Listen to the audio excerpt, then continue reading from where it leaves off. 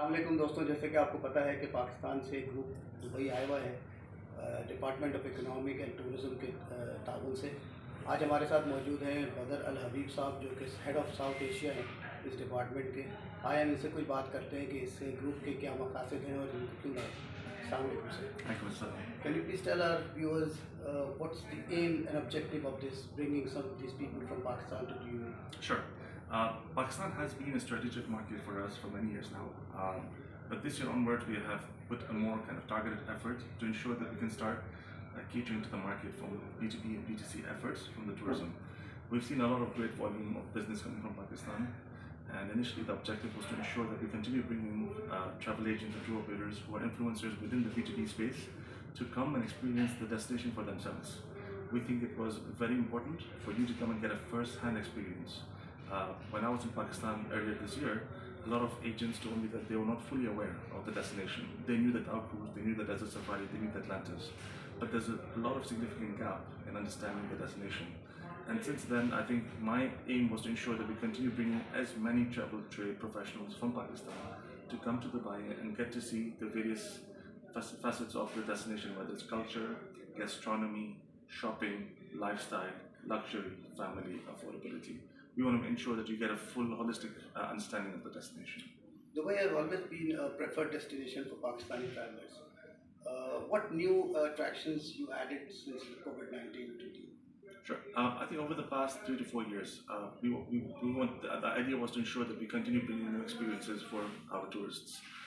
For Dubai, Pakistan is the #9 source market, so a lot of Pakistanis do come to Dubai already.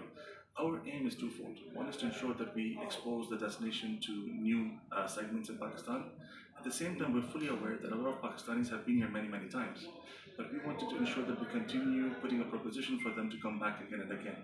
So over the last couple of years, when it comes to hotels, we have put together a lot of hotels across 5-star, 4-star, 3-star segments. We have ensured that we put a lot of family attractions and entertainment. I understand over the last couple of years we had the Red Pakistan Resorts and IMG and the Green Planets and the Pearl. But over the last 2 or 3 years, we've introduced a few new experiences that we think the Pakistanis would really appreciate. First of them being the Museum of the Future, which is an icon for us. Obviously, we also introduced the View at the Palm, which was also launched just in the beginning of the pandemic. We also have the Sky View, which is at the downtown, which also a lot of you will experience inshallah tomorrow. We have some experiences like Top Golf, which is more for select audiences that enjoy that kind of lifestyle propositions. So we've done a lot for the destination to ensure that Pakistanis have more and more reasons to come, whether it's families, couples, honeymooners, GIT, FIT, MICE, leisure. We want to make sure that the destination is positioned in a way that anybody from an affordability bracket of mid-luxury to ultra-luxury can look at Dubai and want to come here again and again. What we have seen so far in a couple of days that you have shown us 5-star properties. What about the budget class hotels and the properties? So back in 2015, we realized that there was an opportunity to introduce a lot more 4-star, 3-star properties because we have very good lifestyle luxury offerings and then we have a lot of budget hotels. So we've categorically worked closely with our stakeholders to introduce new 3 and 4-star properties. For example, one of them you will visit on Monday called the Rove. We have multiple Rove hotels across Dubai and they're a 3-star premium hotel at a very, very interesting price point. And then we've ensured that we continue to kind of push a lot of hotels to then introduce 3 and 4-star propositions. For example, Accor, Hilton, Marriott. They've had 5-star properties. But if you see the number of 4-star and 3-star that they've introduced in the last 4 or 5 years, the numbers have exponentially grown. And categorically, we will continue to focus on that mid-luxury segment. What kind of promotional activities are you planning in future in Pakistan? That's an interesting question because at this point we are actually on the verge of hiring our PR agency in Pakistan. They will ensure that we continue to build our narrative in Pakistan. I understand there's a lot of perception gap. A lot of Pakistanis have a lot of perception about Dubai. And we want to make sure that we categorically identify what the challenges are. And we go with a message saying, you know what, we're here for you. We are a proximity market. We have a lot of flights available between the 2 cities. Visas are easily available. Pakistanis have the affinity and the familiarity with the destination. We want to build on that narrative and get that love back to Dubai. Apart from that, we're working on a global campaign that is focusing targeting Pakistan. We have a lineup of interesting travel trade events happening in Pakistan.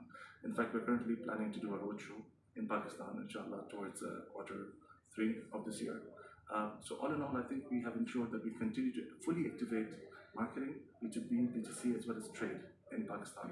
And moving forward, the plan is to scale this further and continue to push and drive more marketing efforts into Pakistan. Pakistan very actively participated in the recently concluded Expo 2020. How was that experience? The feedback we got generally, I think this was the first and the largest global event that happened during the pandemic. We got amazing feedback from all walks of life, from across all regions of the world.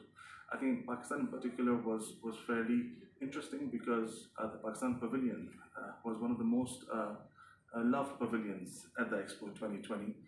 We understand that there are certain iconic pavilions such as the Saudi, for example, or the UAE, or for example, we had something like the Brazil or the Germany or the Singapore, and Pakistan was also there. In fact, my own experiences with the travel trade is that Pakistan was it was very cleverly designed, and it had a very good consumer journey. I think more than anything, what Pakistan really wanted was to kind of build a new narrative for itself. I think Expo gave that opportunity to Pakistan to showcase that. In the end, can you tell me what kind of restrictions are there related to the COVID-19 for the people coming into Dubai? Currently, we have no restrictions. Anybody who's fully vaccinated can come to Dubai as it is. There's no quarantine. If you are not fully vaccinated, then you just need to bring in a PCR test taken not later than 48 hours, and you can enter Dubai. We have ensured that we keep the restrictions to the bare minimum now, especially given that UAE is one of the most vaccinated countries in the world right now, and the fact that even Pakistan numbers have been fairly on the lower end.